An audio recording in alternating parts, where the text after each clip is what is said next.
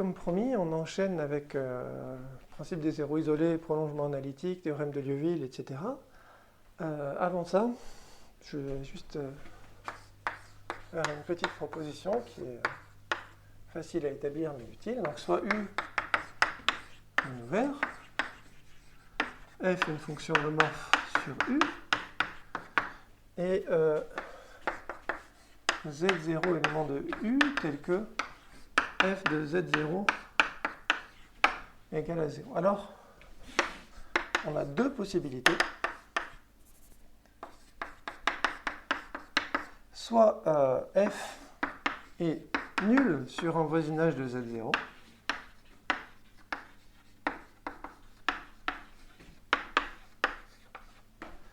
soit il existe un entier n tel que f de z s'écrive sous la forme z moins z0 puissance n g de z0 avec g holomorphe sur U et g de z0 différent de 0. Et dans ce cas-là, on dira que z0 est un 0 d'ordre n.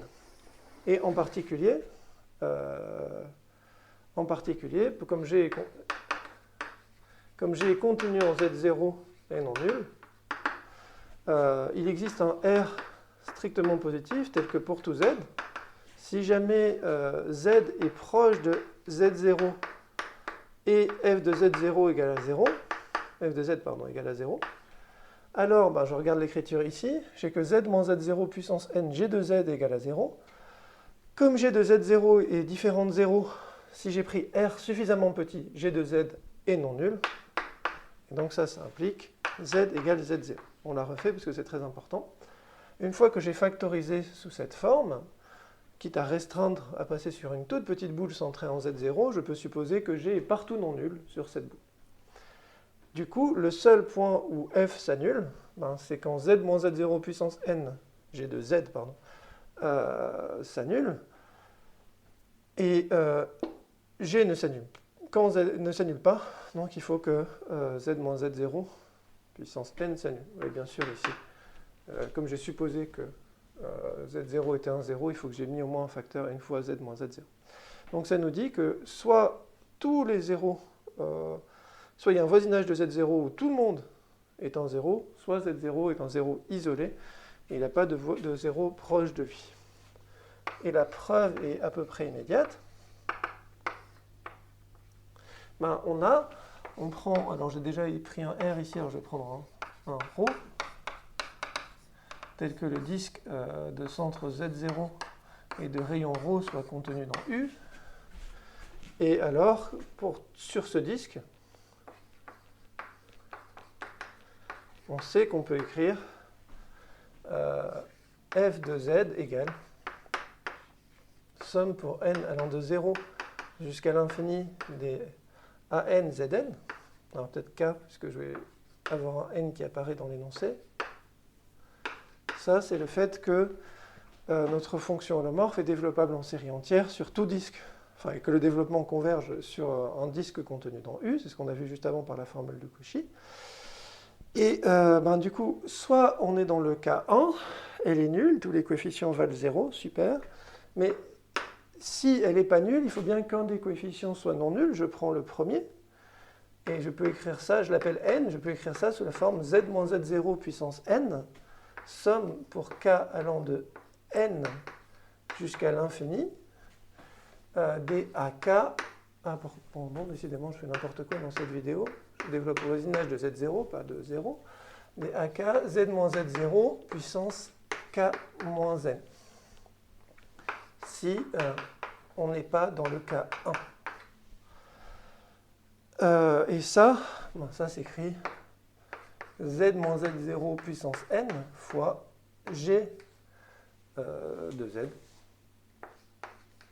Vous avez votre fonction g ici, c'est holomorphe puisque c'est une somme de puissance positive de z moins z0. Et g de z0, ça vaut a0. Et j'ai mis en facteur, donc j'aurais dû dire ici que n, c'est le plus petit coefficient tel que an soit différent de 0. Encore une fois, je me place sur un petit disque centré en Z0. Sur ce disque, je peux écrire f comme somme d'une série entière. Soit on est dans le cas 1, tous les coefficients sont nuls, la fonction est nulle sur le disque. Si la fonction n'est pas nulle, c'est que un des coefficients est non nul. Je prends le plus petit de ces coefficients, je mets en facteur z moins z0 puissance n, et ce qui reste, quand j'ai mis en facteur, c'est encore une fonction holomorphe. OK ?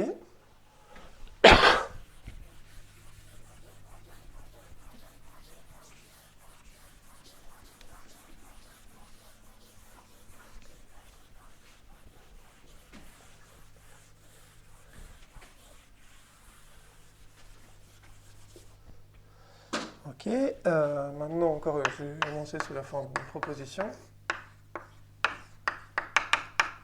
Soit U en ouvert de C, f est une fonction holomorphe sur U, et je vais noter, je ne sais pas, A de f, l'ensemble des points d'accumulation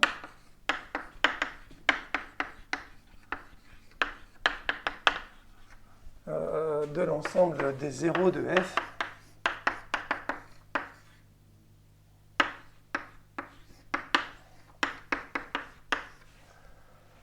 Alors, qu'est-ce que c'est un point d'accumulation? C'est un point z qui est une limite d'une suite injective de 0. Un point d'accumulation, c'est un point z tel que, quel que soit le voisinage que je regarde, je vois une infinité d'éléments de z de f à l'intérieur. Donc z est un point d'accumulation si, dans toute petite boule autour de z, j'ai une infinité de 0. Et alors, A de f est ouvert, fermé. En particulier, ça, quand on va supposer que U est connexe, on va en déduire que c'est soit vide, l'ensemble des zéros n'a pas de point d'accumulation, soit U tout entier, la fonction est nulle, et ça c'est le théorème des zéros isolés, dans son énoncé le plus classique, le plus utile. La preuve est très simple. Un ensemble de points d'accumulation, c'est toujours fermé. Je vais juste rappeler le dessin. Pourquoi c'est fermé? Pour montrer qu'un point est un point d'accumulation, ça veut dire que je vais prendre une boule autour de ce point-là et je vais essayer de trouver une infinité de zéros. Maintenant, ce que je sais, si je veux montrer qu'une limite de points d'accumulation est dedans, donc je prends un point Z, j'ai des points d'accumulation qui tendent vers Z. Donc en particulier, j'ai un certain point d'accumulation qui est proche de Z, qui est dans cette petite boule. Lui, il a un voisinage ouvert. Enfin, lui, cette boule, c'est maintenant un voisinage ouvert de ce point d'accumulation-là. D'accord? Il est rentré dans l'ouvert. Donc ça, c'est un voisinage. Mais si c'est un voisinage, ça veut dire qu'il y a une infinité d'autres zéros, puisque lui était un point d'accumulation. Autrement dit, dans n'importe quel voisinage ouvert de Z, je vois une infinité de zéros. Et du coup, on montre, ça c'est un fait général, l'ensemble des points d'accumulation d'un ensemble est toujours fermé. D'autre part,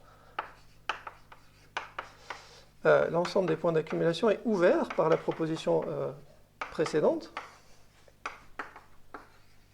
que j'ai dû effacer dû à des limitations sur la taille de mon tableau. Je vais juste refaire le dessin ici. On avait deux possibilités. On avait le cas 1 pour un point Z0 quelconque. On avait le cas 1, tout le monde vaut 0. Bon, bah, ça, c'est un point d'accumulation et tous les points qui sont dans ce voisinage sont des points d'accumulation. Donc ça, pour un 0, il y avait ça qui se passait. Et le cas 2, c'était Z0 était tout seul. Donc ça, c'est Z est dans l'ensemble des points d'accumulation, tous les points suffisamment proches aussi. Donc il y a un voisinage qui est entièrement contenu dedans. Et ça, c'est le cas où Z n'est pas un point d'accumulation. Quelque chose que j'ai utilisé comme évident, mais que je n'ai pas dit, c'est qu'évidemment, un point d'accumulation de 0, c'est en particulier une limite de points où f vaut 0. Donc c'est un 0 aussi. Donc, encore une fois, un ensemble de points d'accumulation, c'est toujours fermé. Maintenant, si je prends z en 0 de ma fonction f, soit tous ses voisins f s'y annulent, donc z est un point d'accumulation, mais c'est aussi vrai pour tout un ouvert autour de z, donc z est dans l'intérieur des points d'accumulation, soit il y a un petit voisinage tel que f ne s'annule qu'en z, et ce n'est pas un point d'accumulation.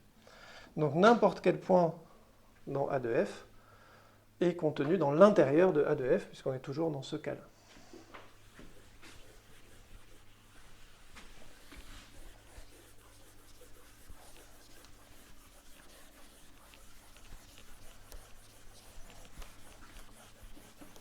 En particulier,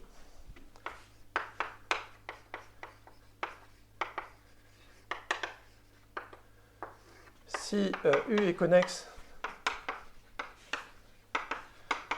et F est dans H de U différente de 0, alors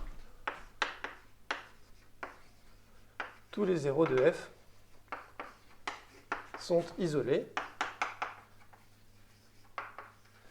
Et du coup, l'ensemble des zéros est dénombrable.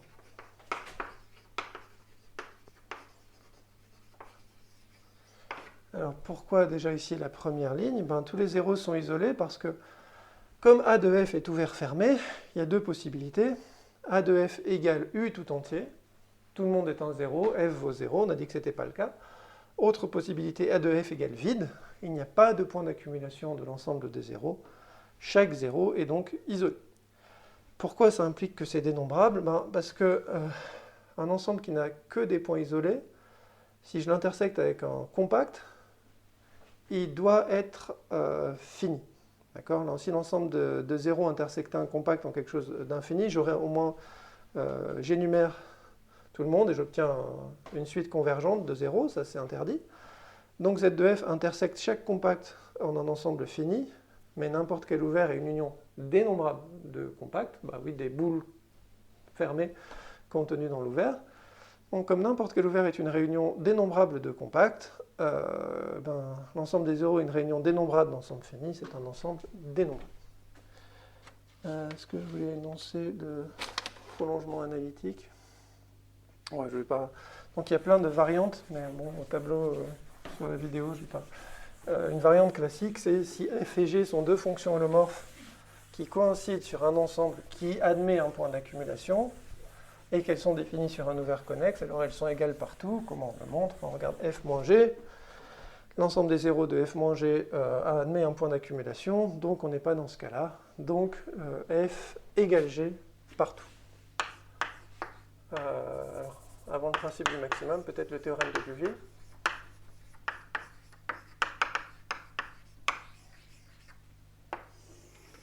Qui préfigure un peu notre étude des singularités, qui viendra plus tard. Donc, toute fonction entière, je vais rappeler ce que ça veut dire, toute fonction entière bornée est constante. Donc entière, ça veut dire, on a déjà utilisé ce mot, mais je le rappelle, holomorphe sur C tout entier.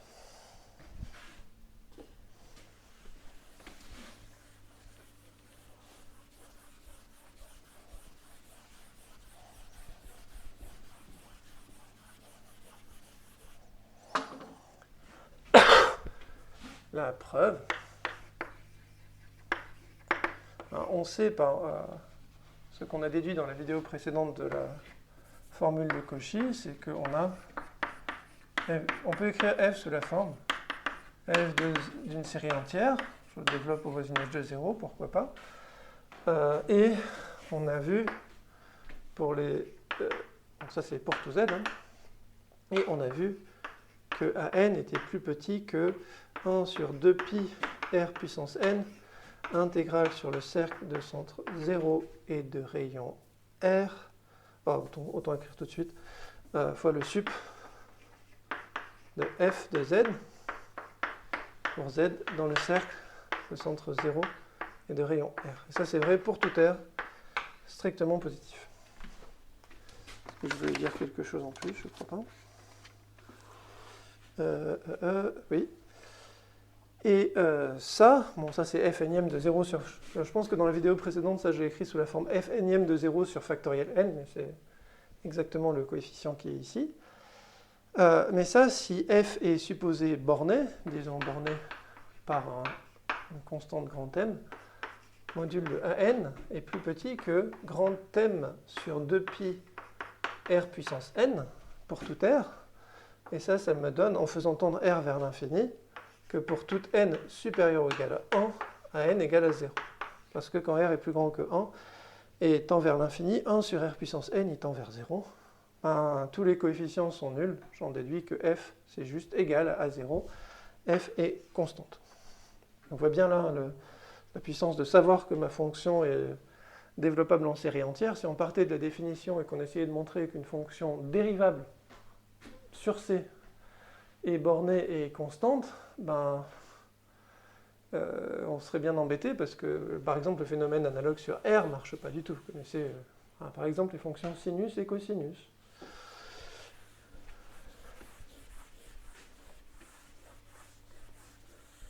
Et on va finir avec le principe du maximum.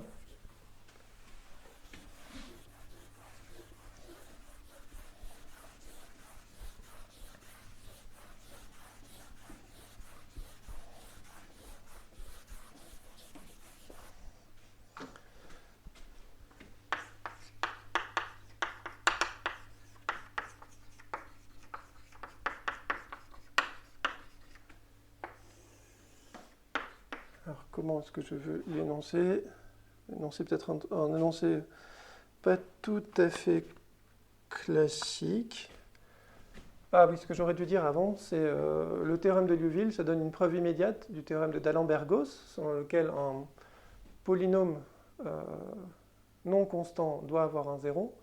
Pourquoi? Parce que si P n'a pas de 0, comme P tend vers l'infini en l'infini, on en déduit que son module est minoré. Du coup, on regarde 1 sur P, 1 sur module de P. 1 sur P, c'est une fonction entière, puisque je prends une fonction entière, je prends son inverse, et j'ai supposé que P ne s'annulait pas. 1 sur P est une fonction entière majorée, puisque P était minoré en module. Donc 1 sur P égale constante. Les seuls polynômes qui ne s'annulent pas sont les constantes. Principe du maximum, donc soit U. Alors je vais l'énoncer de manière peut-être pas complètement classique, bornée. Et F continue sur l'adhérence de U et holomorphe sur U. Soit M le maximum de F, le module de F, sur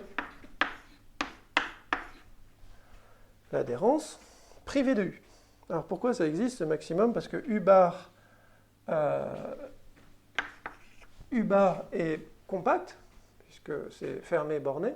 Donc U bar privé de U, c'est aussi un fermé borné. Donc module de F admet un maximum, puisque c'est continu sur un compact. Et là, on a les choses suivantes. 1 pour tout Z dans U, module de F de Z est plus petit que M, mais pourtant M, a priori, c'est juste le maximum au bord. C'est pas censé avoir de rapport avec le maximum de F sur U. Et si il existe un Z dans U tel que module de F de Z égale M, alors F est constante.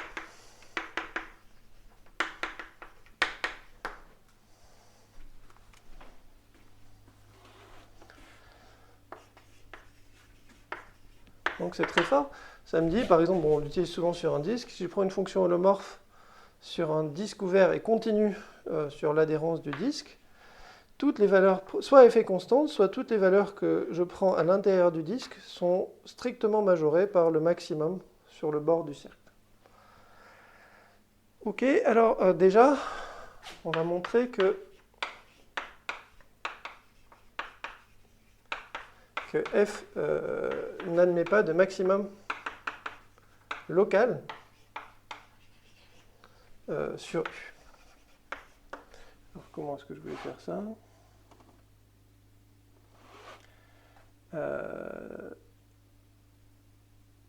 Oui. Alors, bon, là, en fait, il y a plein de façons de le faire, mais je vais essayer de faire avec les inégalités de Cauchy. Donc, si c'était le cas,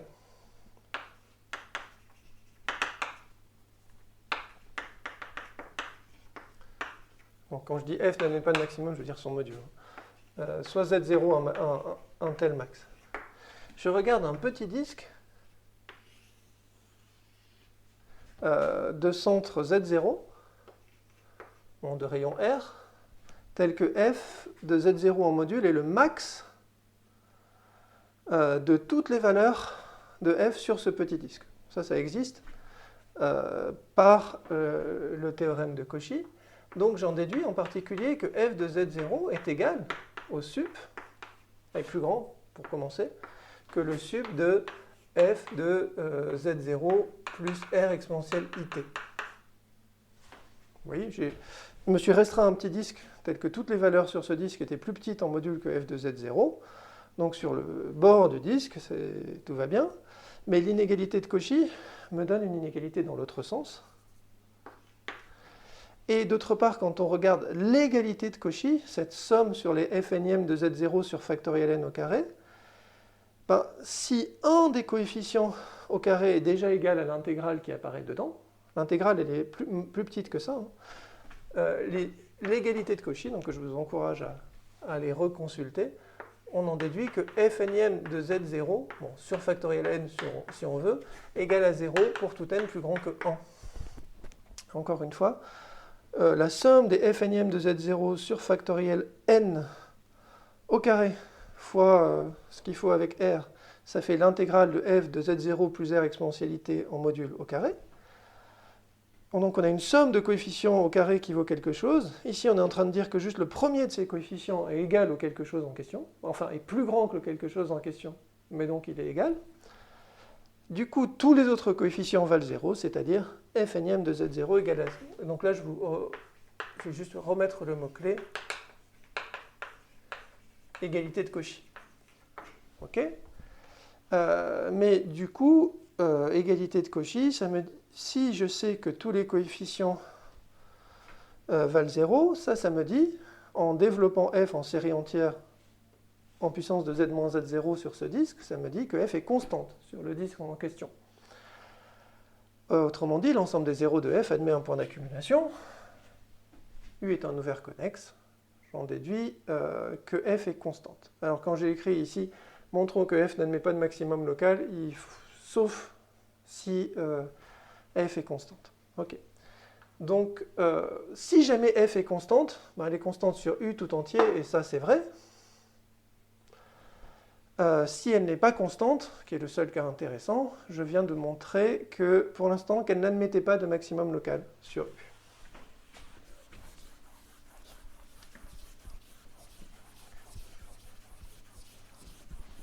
Je vais garder l'énoncé du principe du maximum. Mais si elle n'admet pas de maximum local sur U, ça veut dire que le max de la fonction continue f sur le compact U bar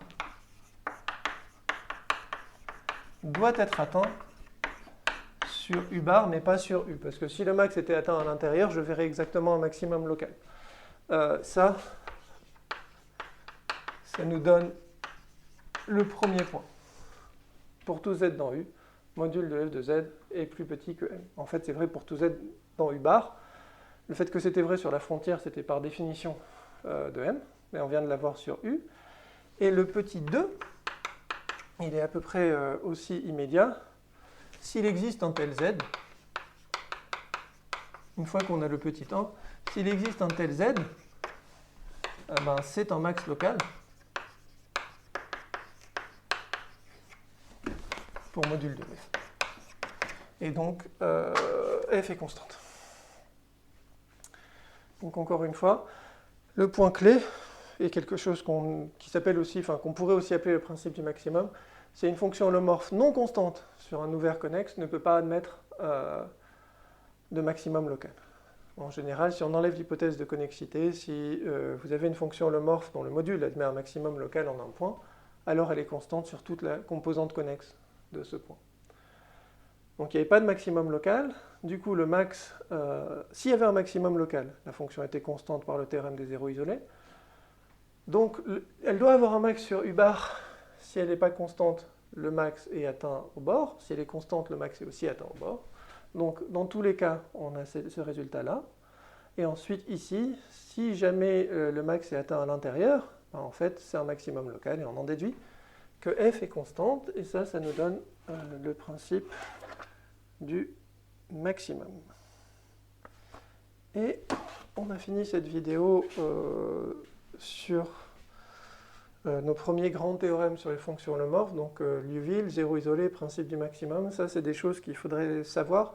Donc il faut savoir qu'une fonction entière bornée est constante, il faut connaître le théorème des zéros isolés, et pour le principe du maximum, il faut au moins retenir une fonction holomorphe non constante sur un ouvert connexe ne peut pas avoir de maximum local. Et on voit bien le rôle qu'ont joué les inégalités de Cauchy dans la preuve, et donc il faut savoir que tous ces grands théorèmes, ces premiers grands théorèmes, se ramènent à la formule de Cauchy. Dans la vidéo suivante, on va voir que les fonctions holomorphes non constantes ont même une propriété très forte qui est que l'image d'un ouvert est un ouvert. Donc le théorème de l'image ouverte, et je vais essayer de présenter ça sous un point de vue un peu calcul différentiel. On verra un peu d'inversion locale et on verra qu'il y a des théorèmes d'inversion locale et globale holomorphes. Et ça, c'est à suivre au prochain épisode.